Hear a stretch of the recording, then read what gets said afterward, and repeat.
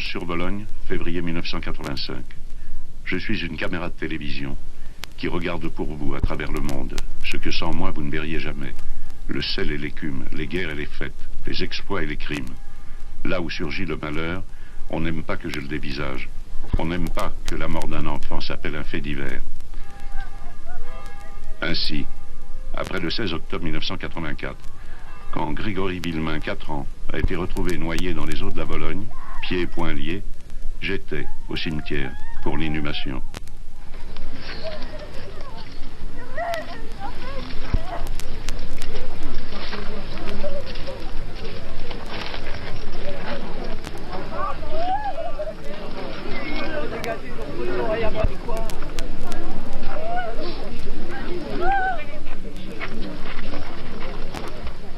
Le jour de l'enterrement, vraiment les médias, aussi bien la presse, télévision et radio, ont été vraiment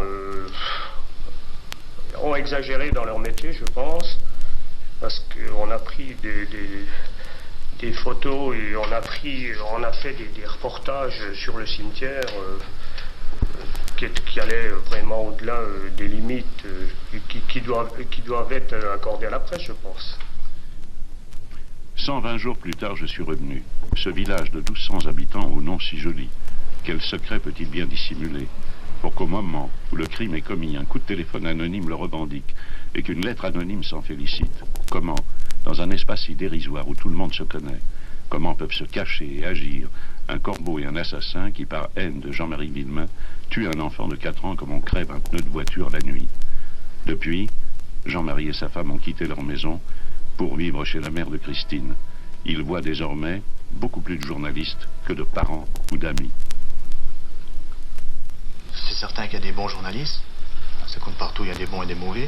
Moi, ma conviction, c'est que les mauvais n'ont pas leur place dans une affaire pareille. Parce que vous savez, quand vous avez des journalistes qui s'amusent à parier comme ça, à dire par exemple à un gendarme, je vous parie que la mère est dans le coup, je vous parie à un repas que la mère est dans le coup, ça ne se fait pas acheter. Et ça s'est fait. Il y a des gens qui ont fait ça. Et il y a des journalistes qui l'ont fait. Et vous, Christine, vous avez ce sentiment aussi? Vous avez cette impression? Il y a des gens qui ont fait des choses qu'ils n'auraient pas dû faire. Oui, puis c'est les gendarmes qui l'ont dit, bon, ce qu'ils viennent de dire, les gendarmes l'ont affirmé. Ils l'ont affirmé, hein. Et puis... moi je dis ceux-là n'ont pas leur place, parce que non seulement un journaliste doit être neutre, il ne doit pas non plus travailler sur son intime conviction. Oui. Je sais pas, je suis pas du métier, mais enfin, il me semble que c'est comme ça que ça se fait. Que Jean-Marie Villemain ait une belle maison et un bel enfant, qu'il soit à 26 ans surveillant de chaîne à l'usine Autocoussin et possède 2 voitures, le corbeau ne le supporte pas. Maniaque faible d'esprit, je le vois en ce moment assis devant son poste de télévision. Ce corbeau, qu'il soit ou non l'assassin, harcèle Jean-Marie depuis 4 ans. Et le 16 octobre, quand il téléphone à la famille, quel plaisir de haine il éprouve à leur dire « J'ai pris le fils du chef et je l'ai mis dans la Bologne ». S'il n'y a qu'un seul gars qui a écrit toutes ces lettres anonymes, il a laissé monter la suspicion sur les choses. Et peut-être que les journalistes qui ont cité qu'il y avait 400 personnes dans la région, ne mélangeons pas les torchons avec les serviettes. S'il n'y en a qu'un ou deux, il faut tout de même pas les penser que les 400 Villemain sont. Vous comprenez?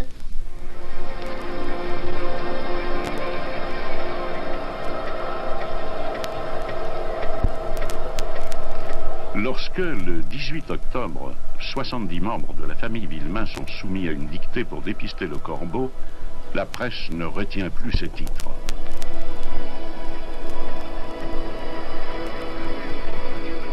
Il y a eu une présentation de la région qui a incontestablement traumatisé les gens.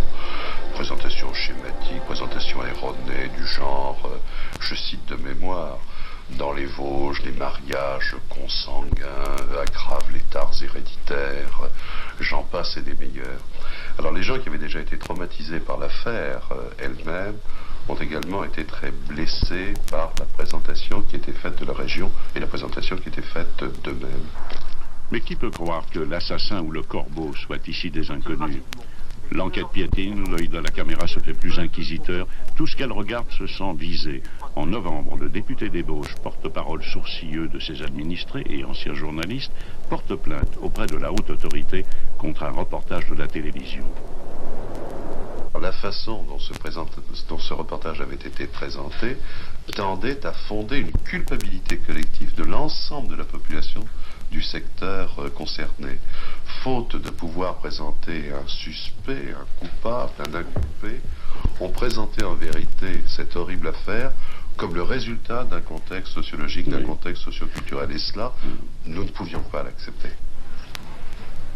À 10 km de l'Épange, le chef-lieu de canton de 4000 habitants, Bruyères, jumelé à Honolulu parce que les Hawaïens y ont combattu les Allemands.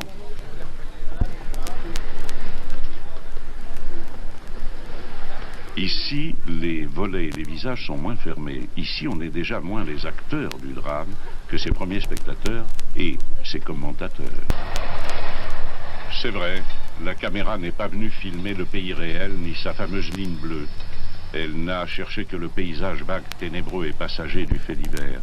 Elle n'a pas regardé ces petites vallées calmes et laborieuses où longtemps les hommes ont vécu de la forêt, ces Vosges de la Brimbelle, du personnage des Schlitters et des Forfelets, ces Futets qui ont vu Charlemagne.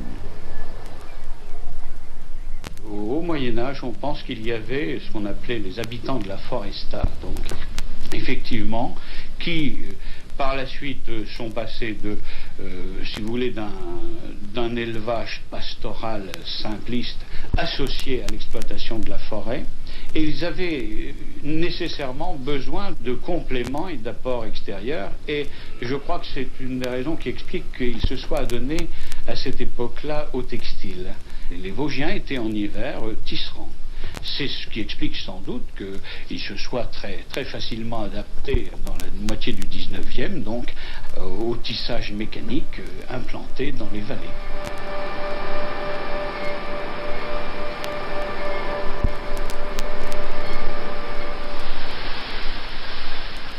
Par ces filatures installées dans les plus petites bourgades, les Vosges sont entrés indiscutablement dans le progrès. Avec une grande stabilité, une population trop fidèle à sa terre pour la quitter souvent, la persistance des caractères profonds et aussi des traits qui sont propres aux campagnes renfermées sur elles-mêmes.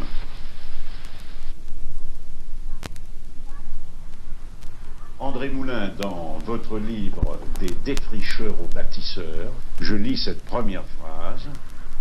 « Nos petites villes et nos villages, qui paraissent paisibles, construits pour y couler une vie calme et douce, sont souvent troublés par des haines féroces de voisinage, des rivalités de famille, qui donnent lieu à des incidents grotesques ou tragiques. » Vous avez surtout, dans les montagnes des Vosges, des gens très attachés à leur terre, très attachés à... D'abord, ils ont été on le dit, des défricheurs. Ils ont amassé petit à petit. Ils ont eu certainement une vie extrêmement difficile, dans des conditions souvent déplorables, par un climat 500 ou 600 mètres d'altitude, beaucoup de neige en hiver et tout ça. Des gens qui ont eu du mal de vivre et qui ont cherché à amasser leur territoire, leur terroir. Ils l'ont donc amassé petit à petit. Eh bien, il est fort probable que ces gens-là, comment je peux expliquer ça, sont devenus un peu jaloux de leur terre. C'était difficile pour eux de les céder, de les vendre. Il fallait le passer aux enfants, il fallait agrandir toujours. On mariait sa fille avec qui? Avec un gars qui en avait du terrain. C'était très souvent qu'on trouvait des gens pour des questions de près, de champs, de bois, et pas qui étaient en but avec un beau-frère, avec un cousin. Dans l'histoire de Villemain, on pense, on le dit, vos confrères en ont assez parlé, n'est-ce pas, que c'est une histoire de famille. Ça me paraît être pas anormal du tout. Hein. Vraiment, quand on dit qu'il y en a 400 des Villemains, bien sûr, il faut tout de même pas exagérer. Ils peuvent être 2, 3 qui s'envolent pour des histoires de mariage ou de je sais pas quoi, mais il ne faut pas pousser trop loin. Non.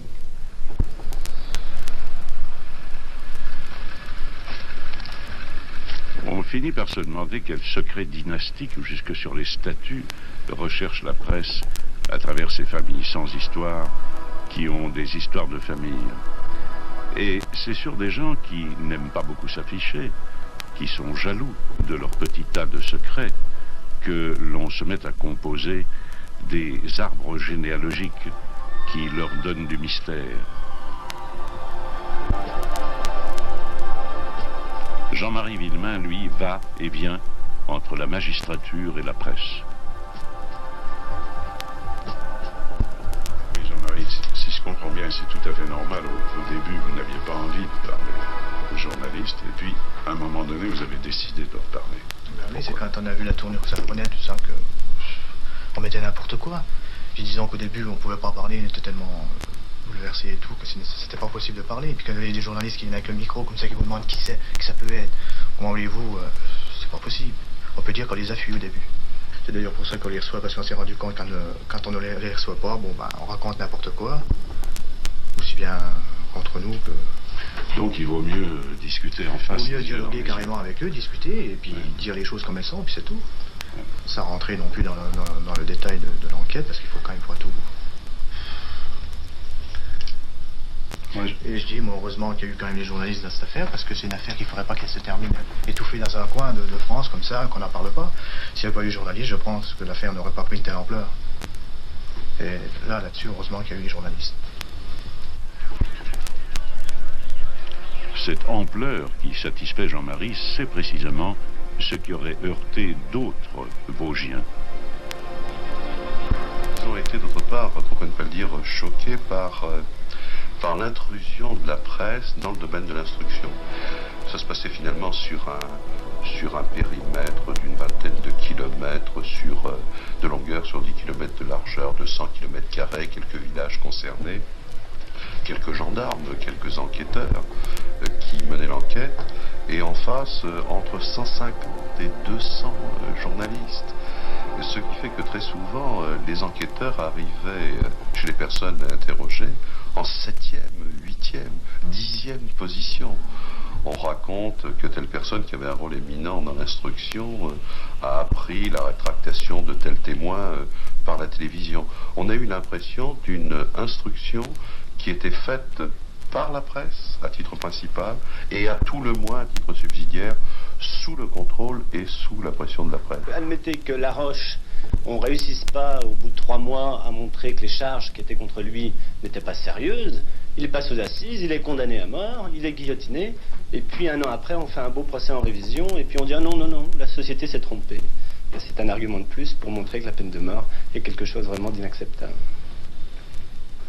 Lorsqu'il a été donné aux journalistes des fausses informations, eh bien les journalistes les ont écrites, parce qu'ils croyaient que c'était vrai. Donc, sur cet aspect journalistique, personnellement, je n'ai pas été choqué par l'attitude des journalistes. Il était donné à la presse de fausses informations, les journalistes les répétaient. Bon, il existe un autre point sur lequel, là, il faudrait peut-être faire attention, c'est que certains de vos confrères se sont peut-être transformés trop en enquêteurs, plutôt que de rester dans le rôle de journaliste. Alors là, c'est un problème qui regarde la déontologie du journalisme et qui ne me regarde pas. Et voilà posée une fois de plus la question de l'équilibre entre l'information du public par la presse et le secret nécessaire à l'enquête, secret qui en a vu bien d'autres. Ici, après 120 jours, les bruits de l'affaire ont fait presque oublier la mort d'un petit garçon et cette maison des Villemain, où les sapins ont l'âge de Grégory et grandiront sans lui.